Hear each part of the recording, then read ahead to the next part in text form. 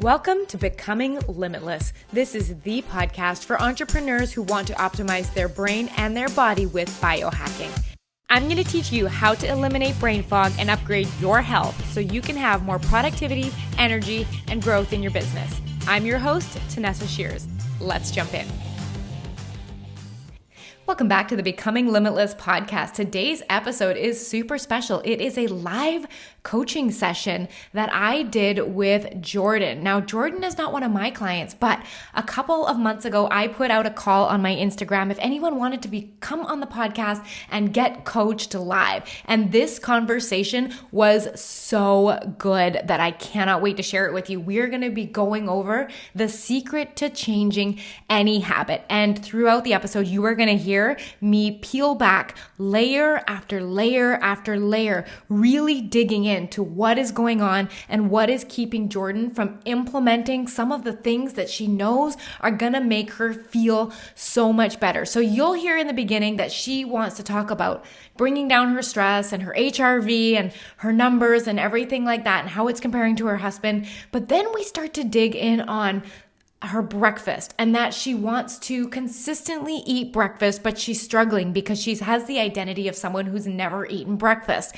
And her perfectionist mentality is asking of her to eat breakfast at the same time every day or none at all. So through this episode, you are going to see me explore her thinking and her brain and help her put in sustainable, practical strategies that not only help her implement and change this habit for good, but help fundamentally shift how she experiences stress and how she views her identity with her health. It is such a good episode, and I cannot wait for you to listen. So let's jump in.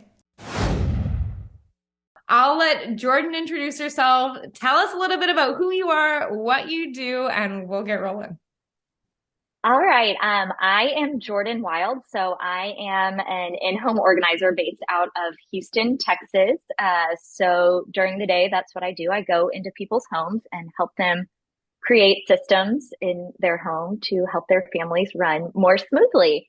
On top of being an organizer, I also have 3 kids. So I have a 6-year-old in kindergarten, a 3.5-year-old in pre-K3, and then a 1-year-old who also goes to school a few days a week. And so as soon as school ends, I am on mom duty pretty much until bedtime. I have a husband as well, but he works pretty long hours. And so he typically isn't home till like an hour before the kids go to bed at most.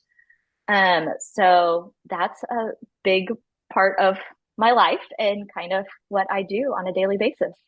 Oh, that's awesome. Thank you so much for sharing. So let's start off the top. What is the problem that we're trying to solve? Let's start there. So I think my main problem, I have an Aura ring and I've had one maybe about a year.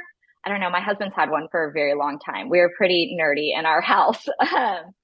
And since getting it, we very often will compare like different things, like our sleep scores and everything. And I typically will beat him on sleep, but he is dominating me in HRV. My HRV is consistently very low, even when like we went on vacation, which was actually a fantastic trip vacation with our kids.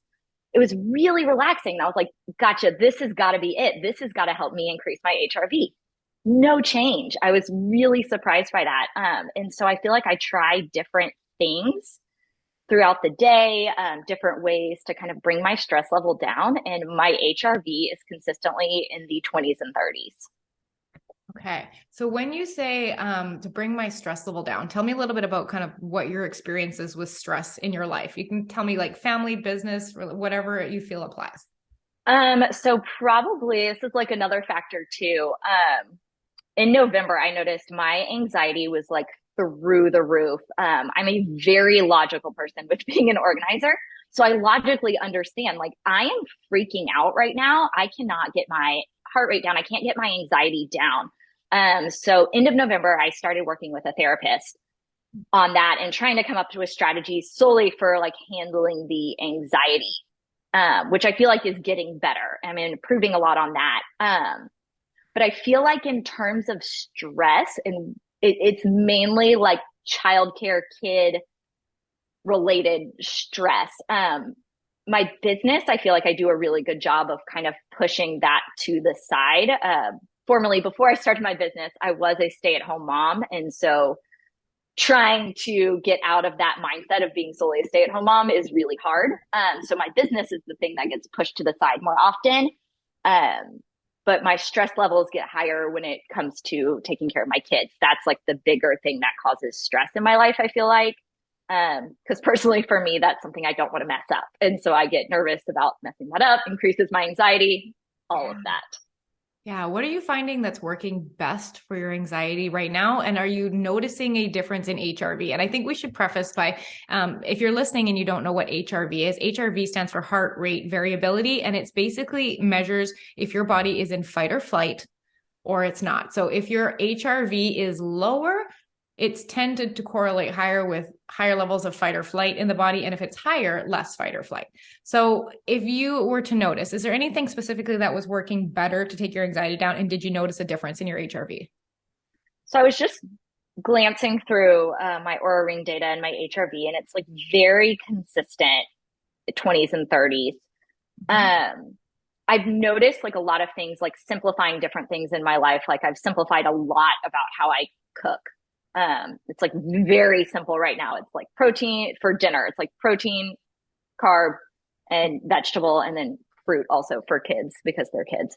But so like simplifying a lot of things has helped a lot. Like putting my phone down has helped my anxiety a lot. I put it down now after school and I don't check email. I don't check Instagram. I don't check those things typically until the next day. I really try to keep my phone away through the evening. But it doesn't really make a change in my HRV. Interesting. And so it brings my anxiety down a lot, kind of simplifying everything and trying to be present in situations, but it does not make a change in my HRV. Okay, so when you're looking at your HRV, and I know for on the app for Aura, it shows a graph over time, meaning like over the last 4 weeks or 8 weeks or whatever like that. Do you notice that this number HRV, does it pretty much stay steady week to week, or do you find that it's downtrending, uptrending? What does it generally do? So in the past, like week it. So it's almost like an upside down bell curve right now. So it was a little bit higher. And by high, I mean like the highest it shows is like 35. So it was a little higher. It went down and now it's starting to trend back up a little bit. Yeah. Okay. Interesting. And then one other question before we start jumping into some other things here is, where do you think it was that you learned that a low HRV was something that you should be worried about? I read it somewhere. I think I've read it through like the Aura Ring stuff that they put out. Honestly, the main piece of it was probably my husband. He is nerdier on the Aura Ring than I am. And I think it's kind of when we started comparing our HRVs, he was like, whoa, why is yours so low? Like, what is going on? Yeah. So this is, I think, one of the biggest things that really opened my eyes is there's a researcher, his name is Dr. Jay Wiles, and he is one of the leading researchers in HRV and how we can use it. And one of the things that I think is super important to know is that there is no such thing as comparing HRVs. Okay. So it is like your eye color. You're born with your trend, meaning like if your trend sits at a baseline of around 20, that is your baseline. Okay. If your husband's, where does his sit? Where does his sit? Like in the 60s. Okay. That is his baseline. I have a friend and hers sits at 115. Oh my gosh. Right. And so interesting. Isn't it though? Because I find, isn't that just the devil of comparison? Because right away yes. we hear lower HRV is bad, which means your body is more stressed out. Higher is good. Mine are in my 20s. I must be doing something wrong. But I'm going to tell you about a third of my clients trend around 20 to 30 average. And that's always their first concern is what's wrong. Yeah. And here's the thing I think that's most important to know about HRV is that you want to look at the trend over time. And when we are looking at the trend over time, we are looking at a 2-month snapshot as your baseline. So a lot of the times we get these, especially when we get devices and they're new, we don't even have the baseline yet. But you've had yours for about a year, you said, and you have a consistent baseline. And you'll notice like Aura Ring specifically will give you monthly reports and quarterly reports and yearly reports. And you will get to you will see your baseline. So what we want to start doing is looking at, okay, this is my baseline. And we want to look at fluctuations around your baseline. And that is what we look at for information. So how we can start to look at this, for example, is let's say your average is 20, just for a nice round number. So that's your average. So what we start to look at are what I call yellow flags and red flags. Yellow flags are when you see a change in your HRV of about 20%. So on a 20 HRV, that would be anytime you see it drop below 16, that's when you're going, what happened? Something affected my body a little bit. And this doesn't even mean we act on it. We're just like, interesting. And things that might do that are a really hard workout. You ate too close to bed. You exercised too close to bed. You went to bed and you stressed out the whole night and your sleep was interrupted throughout the night. Like all of these things can cause us to have a 20% drop. So I look at those as like yellow flags. And then there's red flags. Red flags are a 40% drop. So if your baseline was about a 20, that would be looking at if it gets below 12. And if it's getting below 12, you're looking at something like I am likely sick, I am likely injured, or I am under extreme stress. And even then, if you see a single drop like that, we're not looking at it and going, oh my gosh, we have this huge drop. What should I do? We look at a 7-day moving average. And the really cool thing is that graph that we were just talking about that the Aura Ring produces shows you your 7-day moving average. So what we start to look at is, let's just say your baseline of 20 is normal. What we start to look at is the next week, does it go down?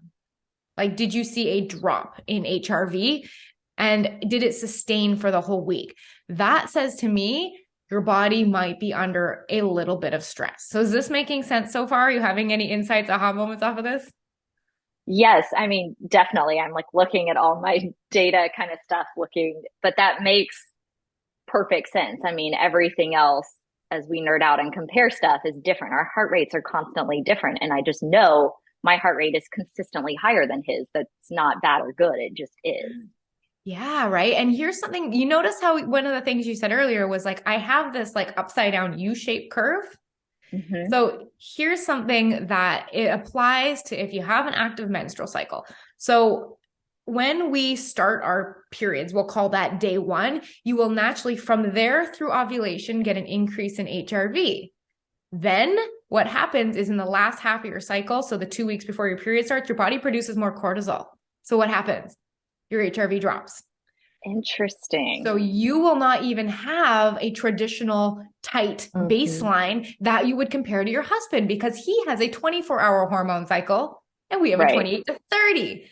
And so we're looking at our totally normal graphs and going, hey, what's wrong with mine? It's not looks anything like that. It's up and it's down. But this up and it's down is literally the cycling of our hormones throughout the month. So you are totally going to get a like a sine wave, like up, down, up, down, up, down as you look over the months. Now, can you see that if you look at your data? Yes, absolutely. Right? Isn't it nice to know that like, oh my gosh, this is all normal. That's so interesting to know because I've already noticed that with my body temperature does that. It goes up right before my cycle and comes back down. And I've already noticed that. I just didn't know HRV. I mean, it makes sense that it does that, but I didn't know that it did that. Yeah. And the other really interesting thing is right before your cycle starts, you'll notice your breathing rate will increase and also your resting heart rate. So interesting. All of these changes happen. So first thing that I want to say right off the bat is these are normal fluctuations, normal changes. There is nothing wrong with 20. Now, let's also go into the second part of your conversation, which is like, okay, what can I actually do to just increase my HRV? Now, I also want to think that like at the same time, the goal is not infinite increases in HRV. I definitely think we can move what we call our rolling average up. And so first thing I wanted to do was just validate that like you're doing everything right. There's nothing wrong. 20 is not crazy. I get people say that all the time. But then the second part is like, okay, I get that 20s here. Can I get it to 25? Like, is it possible given the rolling cycles throughout the month? So I think it's going to look at first thing we need to recognize is that there are things that affect it. And so we can go through a bunch of these strategies here and maybe we can put together a plan of like stuff we can implement. So the first one that will affect your HRV, funny enough, is season. So we're in winter right now where it is dark until 8 a.m. I'm not sure if it's pretty much like that where I'm not much further north, but it's dark in the morning, it's dark at night. Yeah, I mean, it's definitely darker, longer here than say in the summer. Yeah. But I mean, it's very cold today and dreary. But typically, here in Houston, we get a lot more sun than a lot of the rest of the country, and we don't get a lot of cold. Yeah, definitely. But it also has to do, I think, with like light. So light is a really potent source of information to our brain. And unless, depending if you're living right near the equator, it might not affect you as much, but anybody in pretty much North America, for the most part, will experience those seasonal cycles of light. And light tells our brain to turn off melatonin, feel alert and awake, boost serotonin. We're going to feel really good right now. You're more active, right? We generally eat more in the winter. It's darker. We're probably at home a lot more. You're sick more often in the winter. Like there are so many seasonal things that affect that. So that's kind of one of those things where we're like, okay, naturally, what can we take from this? Well, this is telling us that in the summer, if we're spending time outside, it's likely going to help our HRV. So that's one of the things we can look at. So I guess the first question I'll ask is, do you get to spend much time outside? I mean, given that it's winter, but do you get to spend a lot of time outside? Um, no, I do not spend as much time outside as I should. I've like gone through phases of trying to do it after listening to your podcast. Um, but yeah, just I feel like there's a lot of time constraints for me on that, and that's what makes it more difficult to get myself outside. Yeah. What was the goal you set before when you were attempting to do it, but found it hard to fit into your schedule? So when I was doing it, it worked for a couple of days a week. So there's 2 days a week that my younger two don't go to school and we have a nanny come to the house. So between my husband taking my older one and the nanny coming, I would go on a walk with the younger two. But one of them refuses to sit in the stroller. And I was just getting frustrated with our speed of the walk. It was really, which I like, no, that's not the point of it. The point was to get light in my eyes. But man, he was really frustrating me. So we had it going for a while. I don't know why we stopped. I think it was rainy for like a few days and then it just kind of stopped. Yeah. So Well, it was hard to get out when it was so rainy. yeah, totally fair enough. So what are you telling yourself the conditions that must be met to go on the walk? So it was easier to do on those 2 days because I had the kids. The days when it's harder are when all of them are in school because as soon as they're in school, I want to get to work. Like that is the time constraint. I have a school day to work. And so when I have a long list that I need to do for work, I have a really hard time using that time for other things. Well, is that something you even want to do? Because it's okay if we don't, right? Is that something you're like, well, hey, a 10-minute walk would fit in good here, or I'm happy doing work during this time? No wrong answer to that. I know that it would be good for me to like get outside and go do that. But I am someone, if I don't do it like first thing right after I drop them off, it's not going to happen. Like once I get in the flow of working, if I don't have a client that day, I'm working. Yeah. Well, I mean, is that something that you want a bit of coaching around doing that? Or is that like, you know what? It's not top priority. So that's okay too. It's probably not top priority right now. Okay. What do you see as a habit to introduce that you feel would help with your resilience or your stress that would be worth introducing? I do think because I mentioned, and I think you mentioned about like my nutrition and stuff that I normally like. So when I eat, I do feel like I eat pretty well. I feel like I've gotten like a really good mindset around food too, that I'm not like overly restrictive. My big issue is when I feel like I don't have the time. So like currently breakfast is a huge issue right now because I wake up early and I try to use that time for me. And then once the kids get up, I'm getting them ready, getting them out the door to school. And it's hard to find the time to not only make, but like feed myself breakfast. Mm-hmm. And so then I go until If I have a client, I go until 1 without eating, which is probably not the best thing for my body. Um, so maybe getting some of that, some strategies figured out for that, making sure, because I think the biggest mind block for me or block for this is I want to eat things that help my body feel good. I know a lot of the things that I can eat quickly, I'm not going to feel good. So I'd rather just not eat. Yeah, I get that on that. Okay. So the interesting thing that you're tied this into is one of the strategies for boosting HRV is consistent meal times.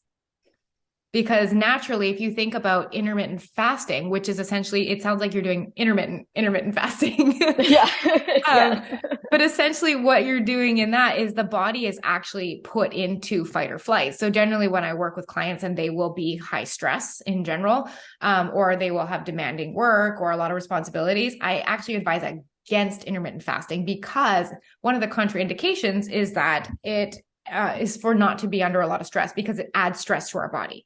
So Right. consistent meal times is something that intuitively you've identified, which is kind of Yes. neat. But now it's just like, okay, but what do I do about the strategy part of it?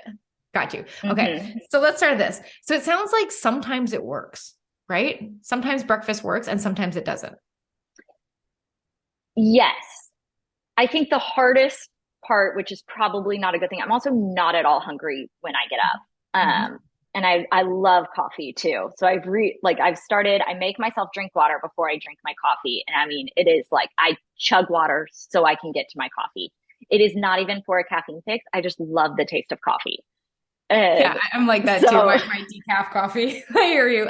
Okay. So yes. one of the things that I will usually highlight is that that hunger you experience in the morning is usually just habit. Meaning Okay. like it would be totally normal if you like started eating a consistent breakfast and it felt like you were full at that time.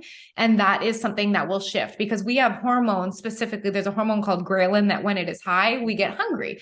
So naturally, if you're not eating and practicing intermittent fasting, the timing of those hormones shifts. So I think really that's part one is it is just that inconsistency that your body is not like, okay, food is coming, let's prepare. So I think that's Mm-hmm. part one of it. Part two. So let's talk about the mornings that you do have breakfast. What is working about those mornings? Why is it working on those mornings? So the mornings, it honestly comes down to a time thing. So the mornings that I can make it work are typically days where all the kids are at school and I'm working from home. So I don't have a client that day.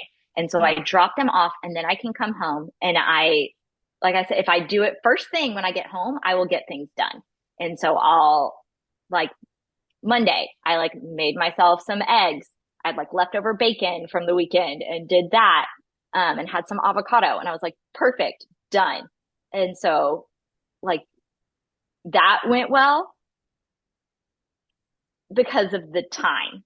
I have a hard time, like I could do it before they get up, but then I run into that issue of like, I'm not hungry. So then I'm just making it. But I mean, it sounds like if I ate at that point, I would create the habit of being hungry first thing in the morning. Yes, that's definitely part of it. So, okay, tell me when you have the time to make breakfast, what are you usually making? It says you sounded like you had avocado, some leftover bacon. What else was it? Eggs, I'm gluten free, so I sometimes do a piece of like gluten free toast.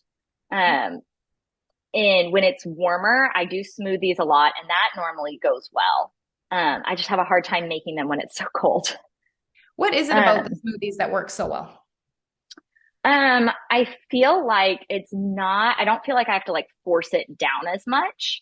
I feel like I can make it and it can like last for a while. I can kind of eat it while I'm working sometimes, which is really helpful, or while, um, a lot of times when it's warmer, I'll make it first thing in the morning, have it in the car. So I can like on the way to a client's house, I can drink it. I can drink it while I'm there. That is really helpful. Okay, so it sounds like the smoothie, it's not so much the smoothie itself, but it's like that it's easy to prepare and you can eat it on the go. Mm-hmm. Yes. Okay, so what else can you eat on the go? That is something you could have for breakfast. Like if we're looking at the idea of keeping an egg in there, like what are some other options that we Mm-hmm. could come up with that would be easier to eat on the go? See, the hard thing is when I'm like okay, I need to eat something, I normally like pop a piece of toast in because I can grab that and go. But like always in the back of my head, it's like, I need something else. Like, this isn't what I should be eating. And so it's like I'm fighting myself on that. But I'm also like, okay, I know I need to eat because I'm not going to have an opportunity to eat until 1 o'clock, that Yeah. kind of thing.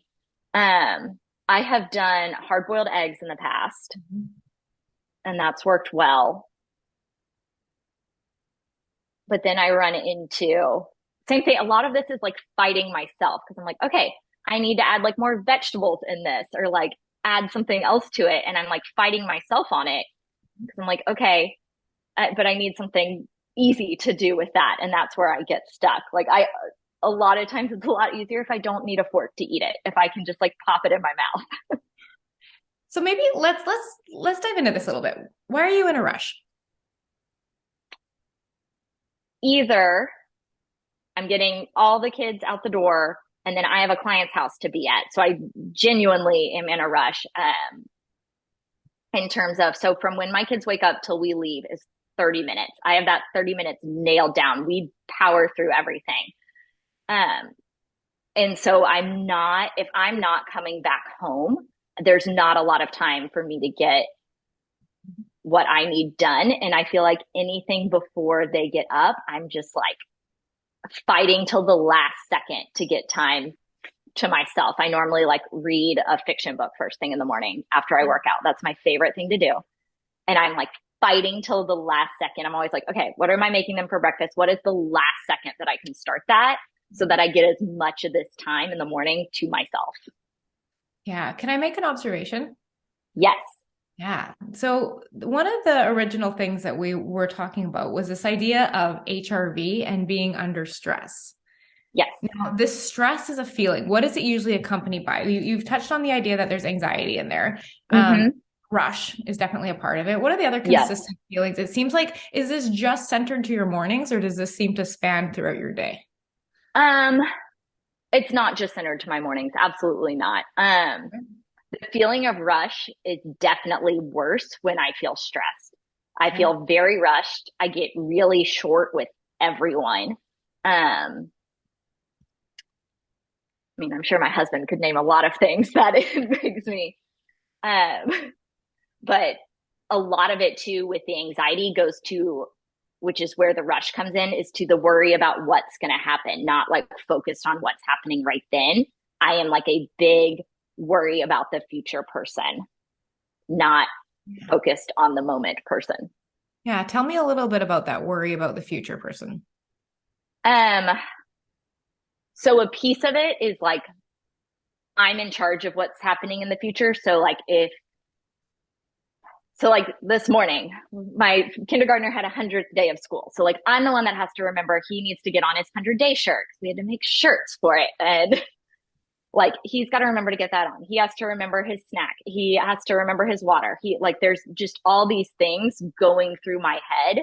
So like that 30 minutes is packed because my head is constantly going of like all the things that I have to be thinking about what's happening today to make sure we all have what we need. And like, even for me, I was like, okay, I had this, like, I had another meeting before this. So I'm like, okay, I need to make sure I have my stuff upstairs so it's ready to go. I had to take my youngest to speech, or not youngest, oh my gosh, middle one to speech. So I needed to be ready to get home and go straight upstairs and do all this. And so I'm constantly thinking about like what has to happen and what all the moving parts are. Yeah, I totally get that. So when that is the state of your thoughts in your brain, it's creating that stress, that anxiety, and Yes. that rush and being short with everyone. I identify with that. I mean, it's sometimes it's hard and you're trying to get everyone out the door and somebody forgets something and Yes. you're running back upstairs. I get it. So I want to zone in on your mornings, I think, just because you said it was all day, which is fair enough, but I think it will Yeah. be more applicable if we can think of an example. Yes. I also am someone, I feel like if I can get my mornings set, it really sets up the rest of my day. Like if my morning goes well, if I wake up, I work out, I get some good reading time in, breakfast goes smooth, like I feel it go through the rest of my day. And if the morning does not feel successful, I feel like that goes through the rest of my day. Okay. Um, So I'm curious, like if you picture your mornings, because I'm kind of, we're digging down, right? First it Yes. was, I feel stress, and then it was, okay, but maybe it's the food. Okay, but why isn't the food happening? Okay, well, it's because Hmm. I'm in such a rush. Okay, why are we in a rush? We're digging. Yes, So absolutely. let's dig in on this. So if you picture your mornings, how do you want to feel in your mornings? I want them to go smoothly, What's which that as I a do feel, but the feeling is more like a calm feeling. Like feeling? when they go well, it's like one thing happens, then the other. Um, and whether it's good, bad, I feel like sometimes it's even what happens before that starts. So like my 3-year-old was in our bed at 4 o'clock this morning. Not normal, but he needed something. I don't know. But A like, hug. so that I feel like spiraled morning of like, he was up at 4 and then 5:30. And so like, it's like there's other things that happen that cause it. I understand like he is 3, like, and my reaction is like how I react, not his fault. Totally get that.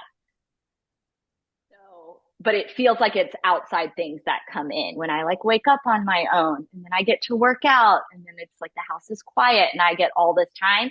I feel like it helps that morning go more smoothly and like we politely come downstairs and eat our breakfast and nobody's crying and we've done what we need to do first thing in the morning. And that's, some mornings that happens and some mornings that don't. And there's lots of factors in there that I can't control. And I totally get that.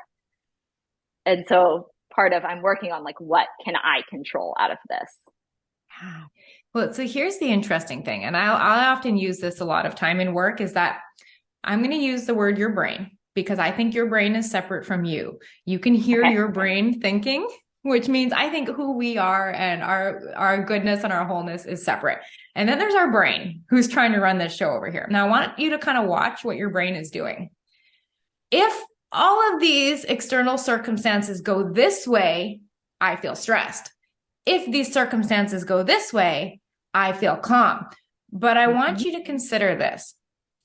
Let's just say, if your 3-year-old in your bed at 4 a.m., does that have any control over the sentences that are happening in your head? No, it doesn't have control over it. Right. But our brains, not us, our brains tell us that that thing caused this feeling and that thing caused this feeling. So when these things happen, I feel stressed. And when these things happen, I feel calm. But let's just bring this for your brain for a second. Could there be someone who had a morning that was just as rushed as yours in your what your perception would be, Mm-hmm. but would be like completely neutral to it? Oh, absolutely. Right. So, what is the difference, do you think, between someone who would experience the same set of circumstances and feel totally laid back, whereas your brain likes to create rushed? What do you think the difference is? I mean, their mindset around everything and how they respond to it. Yeah. And it's even simpler than that. It's what is the sentences that happen in my head? Because I want you to think about this because I was writing down some of the sentences your brain is saying. Mm-hmm. And let's just say, even if I had the perfect set of circumstances in the morning and your brain went, and some of these are paraphrased. I'm in Mm-hmm. charge of what's happening in the future. I need to keep all the balls up in the air. I have to remember everything. I'm responsible for everything to make sure we have what we need. This will set the rest of the day up for success if everything goes right. And if this morning is not successful, the rest of the day is going to be completely thrown off. And can you see it's those sentences that are creating stress and rush Mm-hmm. and anxiety Yes. and feeling short? Now, I asked you what you wanted to feel, and you said calm. What sentences would need to be happening in your brain to create calm? Ooh, that is a very good question. Um, because currently when it does happen, it's like I've been doing yoga in the morning when I get that time and I'm like fully present during that time. It's like, okay, I can now like my body is calmed down. I can feel calm through Can I it. challenge you? That's a Yes, circumstance. I know. Okay, it's a situation in which your brain has an easier time choosing those thoughts. correct. I love that. Such a good distinction there. You're like, when things go like this, I have such an easier time choosing good thoughts. So clearly, there's actually some perfectionism in my brain that is constantly going You're on. not an entrepreneur, are you? I was going to say it makes me a really good entrepreneur and a really good organizer. But yes, I have a really hard time when things go wrong and my brain spirals. Um, I'm trying to think because I had a situation recently that I could have spiraled and made it terrible and I didn't. And I'm trying to figure out what kinds of things. It's a different situation, but it's one of those where someone's got some medical issues going on, but we don't have a lot of information. And so I could have spiraled of like, okay, this is going to be a huge issue. And I didn't. I did remain calm during all this. And I'm trying to think like what kinds of things I did because that was a potentially very stressful situation. I'm gonna give you an example. It might be easier. I want you to Okay. picture you woke up at 5:30 in the morning. The house is Mm-hmm. so quiet. You had your water and then your coffee. And you're like, I have like a whole hour to myself. And you do your yoga. And at the end, what are you feeling? You're feeling calm. What are you thinking in Mm-hmm. that moment? I mean, I'm thinking like, okay, today is going to be a good day. Like I can feel calm right now. That honestly is like what goes through my head. Those are like the sentences through my head in that situation. But I have a hard time taking a Mm. different situation and changing the sentences. Yeah.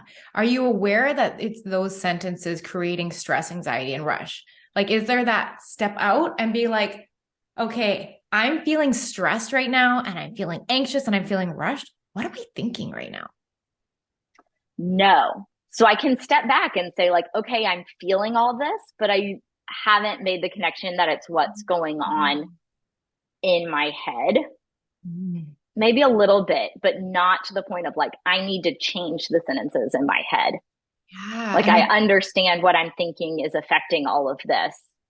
Yeah. And it's not even like I need to change this, but just like if you could take one thing away, it's that my brain is causing this. Because all of a sudden, if your brain, if we can get your brain on board to be like, that's true. And all of a sudden, Mm-hmm. at any time you're feeling like, ugh, I've experienced anxiety. I know it's that tightness, breath is short. It's just, Mm-hmm. if ever neck feels tight, like it's a quickening. I can feel this happening in my body. And I'm like, what am I thinking right now? Because I had it earlier today and I noticed my brain was like, you're never going to get through everything today. Well, if I have that going on in my head, of course I'm going to feel like Mm-hmm. this. And so I come at it with compassion. I think the first step, like our brains want to know, like, how can I change this? Like especially our Mm-hmm. very organized brains, like I love a good closet. That's why me and you vibe so well.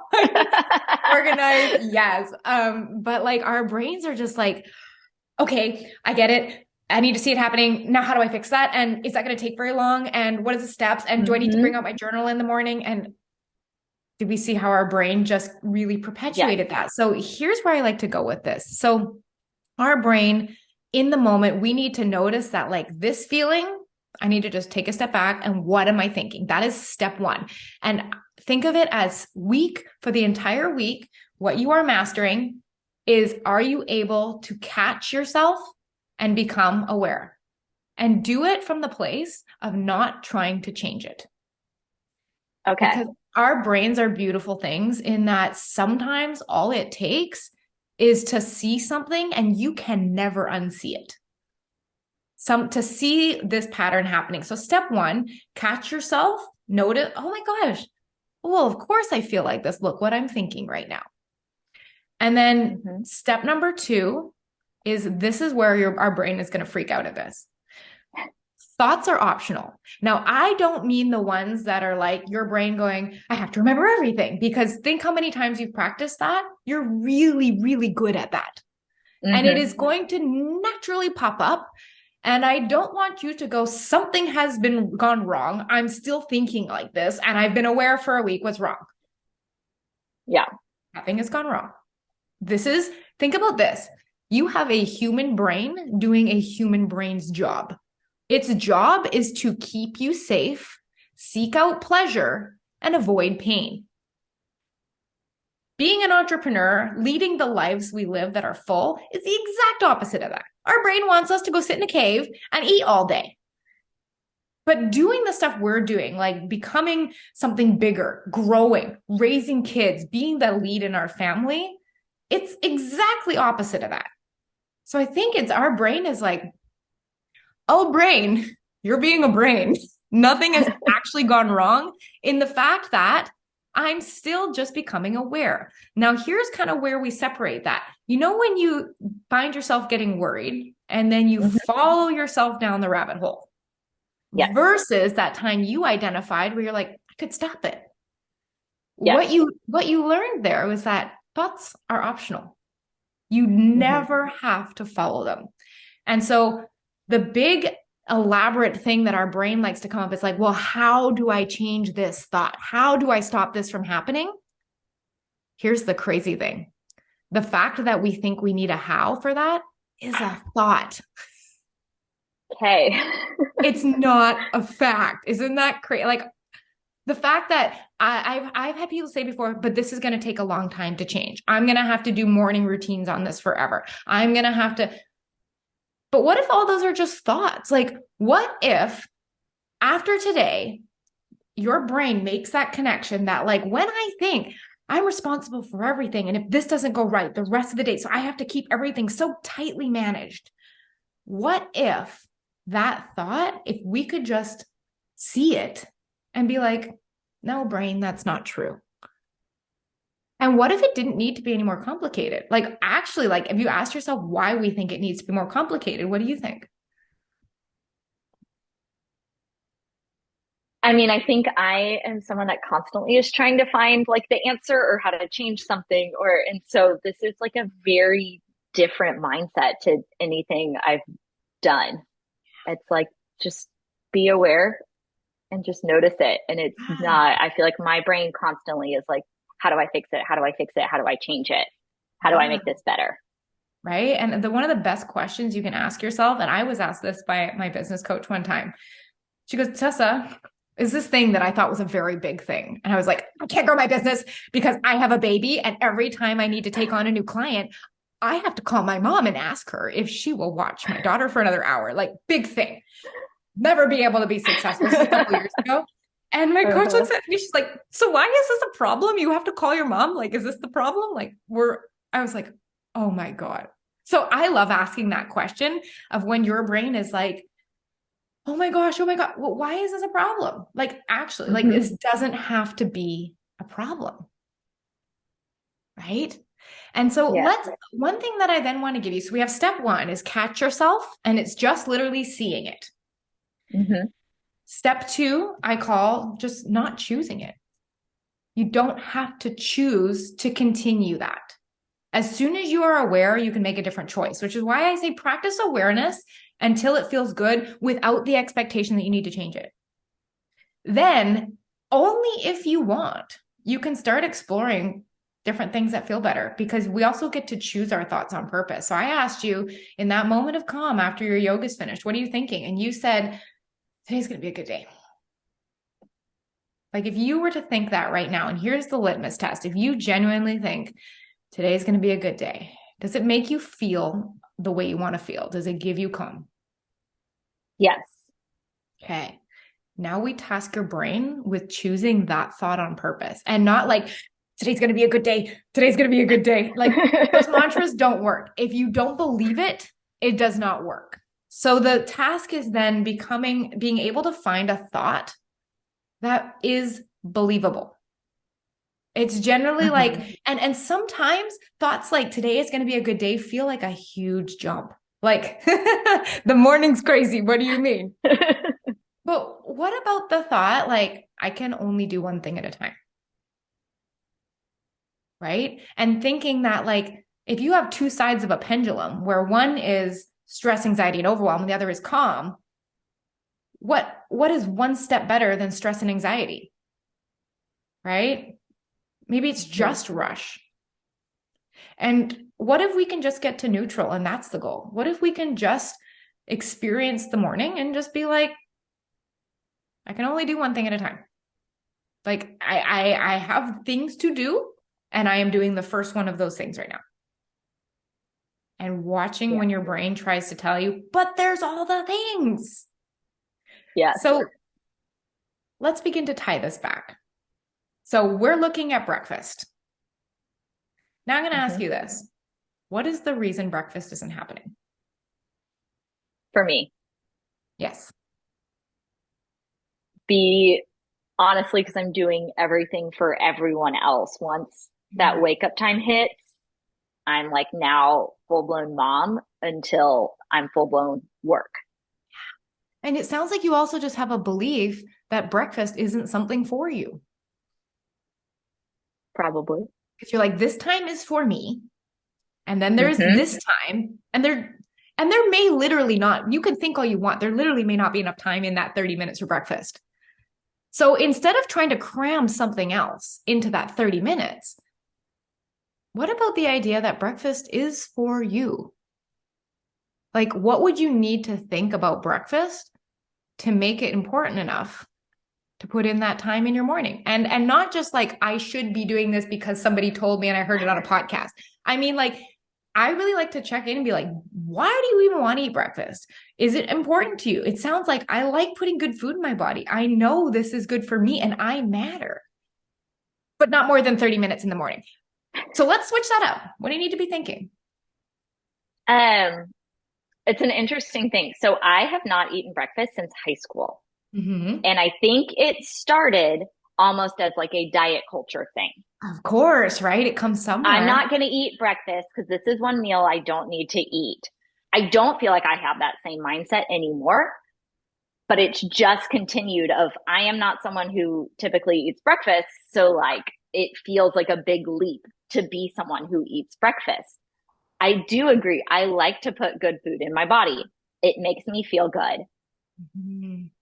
And so, yeah, it's been a hard jump to get from I don't eat breakfast all the way to I eat a nutritious breakfast that supports my body. Mm. What would be the next step from where you are now?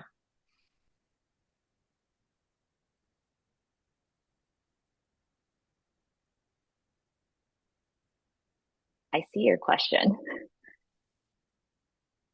Because kind of with like my bringing my anxiety down, I'm trying to make everything simpler. But I haven't found good, simple solutions for breakfast that can still fit into something that supports my body and helps me feel good. Well, what about this? And it's fun because generally you said it yourself that perfectionism is something that you struggle with, right? Yes, perfectionism absolutely. says, I don't eat breakfast or I do eat breakfast. Correct. Could something else exist in between? Yes. Right? What could that be what might be an obvious one?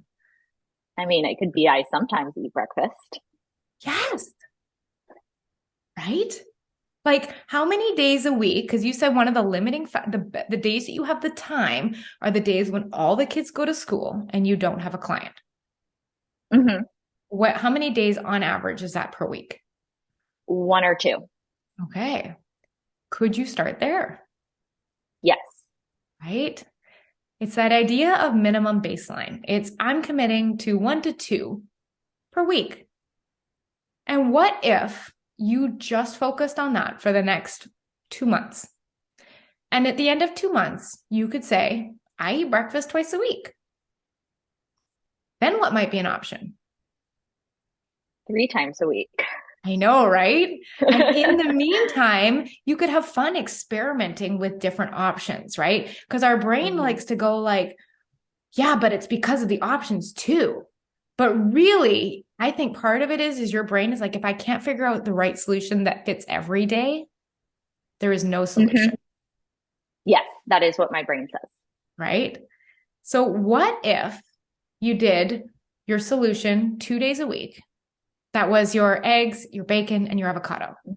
and you enjoyed that 2 days a week and you celebrated that that was a success instead of telling yourself, but this isn't enough, it's not perfect. Because Yeah. what ends up happening is as soon as we can't do it every day, we quit because it was just Hmm. easier to do it the other way. Yes. So I would start there. Then what I might consider is another area, and I won't go too deep into it, but the idea that I hear you on this, the smoothie in the winter thing, it's just colder. But what if your next step was I'm mastering 2 days a week? What if I just did 2 days a week of smoothie or and that extra day was a smoothie? Meaning Hmm. maybe my job is not to be wildly in love with my breakfast. Maybe I just know it's good for me. And 1 day a week, I can do that. You know what I mean? Because I often think that whole like, if you even like go through your thinking on this, like smoothies in the winter aren't as enjoyable because they're cold. It's a thought. There's nothing wrong with believing it, and we can believe Hmm. it guilt free. However, you have the opportunity to say, well, that's just a thought. And if smoothies are what work, I need to change my thought about it. Hmm. Yes. So you could kind of look at that as like a step one, step two. Hmm. So I'd Yes. love to hear what is your brain coming up with? Questions. Honestly, one of the hardest things, I have such a hard time doing something a couple of days a week.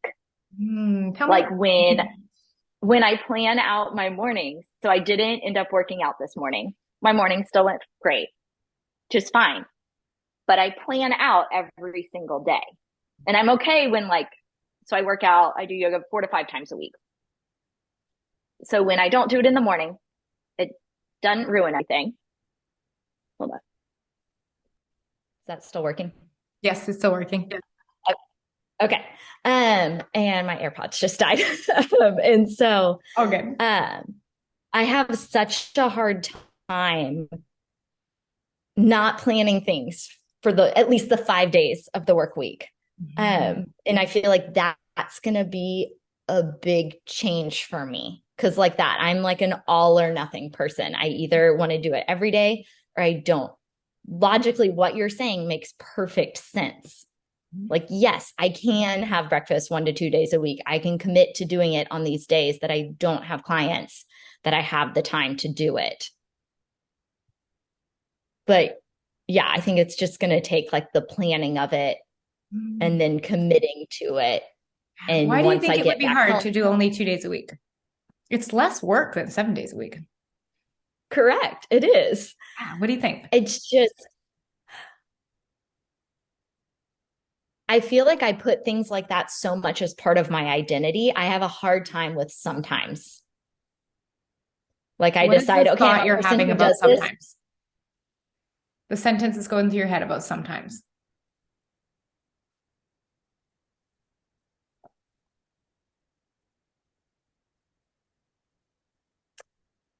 I mean, it's just the sentence of like, then I'm in this gray area of like either I'm someone who eats breakfast every day or I'm someone who doesn't. And I think that's going to take like a huge mindset shift to be like, this is something I do sometimes.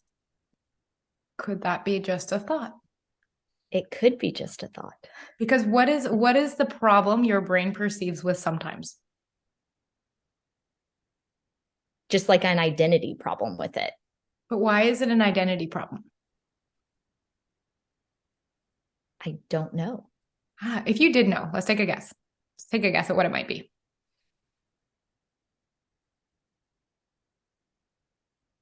I think maybe it could be part of my identity is that I just haven't eaten breakfast for so long that I do this like intermittent fasting, if you will, without actually trying. Like, Yeah. Does it just seem like, is your brain struggling with the idea that like doing something 2 times a week isn't consistent either way? Could it be that? yes, I Okay. think so. I'm going to give you a new thought. Okay. 2 times a week is consistent if done 2 times every week. Okay. Yes, that makes sense. Right. So that's Uh-huh. it's I identify as someone who works out. I Mm-hmm. only work out 3 times a week, maybe 4. I don't work out 7 days and I don't work out 0 days. So what is my identity about working out then? It still is that you are a person who works out. Even if it's not 7 days a week. Correct. How is that possible then? I love this. Your brain is being like, wait a second, Yes. right? Because I know you don't work out 7 days a week. No, I don't, but I do identify as someone who Works exercises out. and works out. Absolutely. Yeah. Could you just be someone that eats breakfast, even if it's only 2 times a week? Yes. Yeah. Why do you think your brain is struggling to grab onto that, to the food one, when it so easily sees, like, yeah, that makes sense for the exercise? I think because I used to be someone who did work out 7 days a week. I have been through that. How did you make that change? Honestly, it was COVID and just the change of all of society. And now our world looks totally different. That to But you make had it a work, I thought had to about that too, right? There was a change in the world. Your brain changed its thought. correct. But yeah, So I've what was the never, thought? and I've gone through periods of time with being pregnant and having kids and all that where I'm not working out as consistently, but I've never changed my identity on that. I'm someone that works out. Right? So clearly you see that you have the capacity to change your own definitions of identity as well. Correct. So if you were to say, I am someone that eats breakfast twice a week, could we work on that becoming our identity? And remember that at the same time is like, I don't eat breakfast rolls off the tongue because how many times have we thought that? Yes. Right. And it totally makes sense that I eat breakfast 2 times a week feels super weird. Yes, it does. And it's like that, it feels really foreign. It's only foreign because you haven't said it on repeat for years. Now imagine what happened if every week you thought, I eat breakfast twice a week. And then you went and ate breakfast twice a week. And we met 3 months from now and you had eaten breakfast twice a week. Do you think it's possible that you could believe that a little bit more? Yes, absolutely. So what you've done to help change that is given yourself evidence that this new identity is supported. Right now, all you have is evidence of someone who doesn't eat breakfast. So it's so easy for you to see, right? And it would be so easy for you to just flip to breakfast all the time, except that hasn't worked. So you keep defaulting back to the old identity.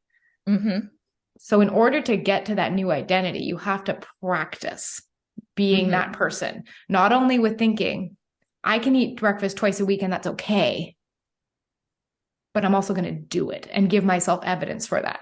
Because in a year from now, probably wouldn't feel so weird. No. So that's that's that litmus test you can kind of run. And it starts by giving yourself evidence. Yes.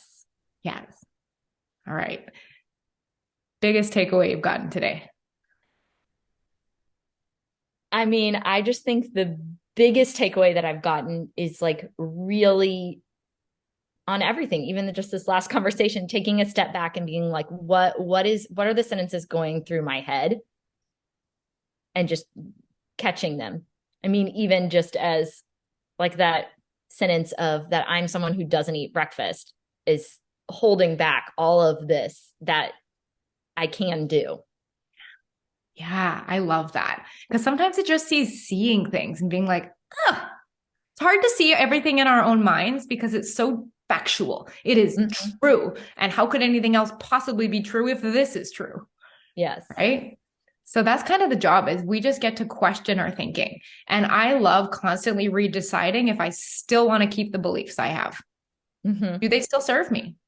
Like, is this still working for me? Or do I want to choose something else? So I think the big things that we've gone through today is just really looking at when we are looking at outside things that we are attributing our internal emotional state to. If we can really see that the thoughts in our head are creating that experience, you have taken all of your power back from the world.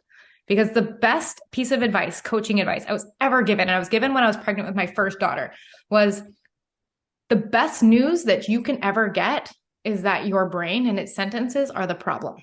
Because if your brain is the problem, your brain is the solution. As long as the problem is outside of you and caused by the world, the schedule, the kids, the things like that, the solution will always be outside of you and you'll have no control over it. So it'll feel like you're repeating this hamster wheel of a cycle where you just can't seem to get the hang of it. So if our thinking is what is creating this stress and anxiety and rush, great news. Our thinking is the solution. And I love that so much for you. So good. All right. Well, I thank you so much for being a willing guest to come on and our first live coaching session. I'm sure your vulnerability and your shares are going to be valuable. And I know I've worked with so many moms that struggle with that perfectionism, and the rush in the morning is something that I know we all experience. It's just like, go, go, go. Things happen on time for a reason. So just different strategies to just recognize, like, if we could change one sentence, what could that do for your day? So any last words, anything else you wanted to share before we wrap up? No, thank you so much. This was so helpful. I have so many notes to look back on and be using in the next few weeks. I love this. All right, you guys, thank you so much for listening in and have a beautiful week. We'll see you next time. Bye. So you can probably see that the secret to changing any habit is really understanding your beliefs and your sentences in your head that are either keeping you in a current identity that's not working for you, or the sentences that are making you feel a way that doesn't resonate, that doesn't feel good in your life. So it really starts by asking yourself, what are those sentences that are preventing you from implementing the habits you want? And do you have this unwritten set of rules and guidelines that your brain is following that are preventing you from implementing at a sustainable level? So I hope that you can use everything that you learned and begin changing one small habit at a time. And also, this episode has probably given you a pretty good look at what it looks like to work with me behind the scenes. You can see that so much of it is not about the how and the strategies, right? That is only one component of it. But so much of it is really allowing you to see the thoughts and the blocks that you weren't able to see before that are preventing you from being consistent and from implementing the health habits you want. So if you are feeling stuck and you want someone in your corner, not only holding you accountable, but helping you become sustainable and dig out all of those reasons that you're getting stuck, just like I did on the podcast today with Jordan, come on over to my calendar. It's at tanessashears.com/call and book in a consultation call. Tell me what you're working through and we can see if we are a great fit to work together. So the link is in the description. Otherwise, tanessashears.com/call and you can book in directly into my calendar and we can get going on your health. Take care. Bye.